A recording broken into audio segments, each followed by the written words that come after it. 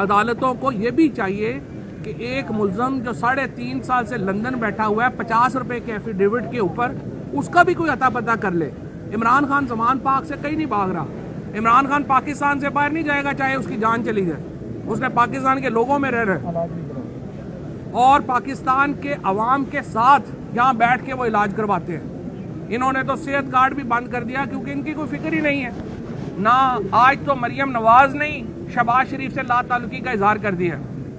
पहले कैप्टन सफदर ने मरियम नवाज की सियासत से लाताल्लुकी का इजहार किया। मरियम नवाज ने अपने चचा की सियासत से लाताल्लुकी का इजहार कर दिया और कहती है मेरी हुकूमत नहीं है। सिर्फ प्रोटोकॉल के लिए, सरकारी मुराद के लिए मरियम नवाज इस हुकूमत का हिस्सा है, बाकी हर मामले में वो कहती है मेरा कोई ताल्लुक ही नहीं।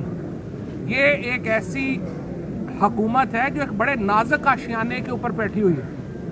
ये ऐसे हरकतें ना करें कि जिससे इनको इनकी सियासत जो पहले ही मुकम्मल ख़त्म हो चुकी है वो और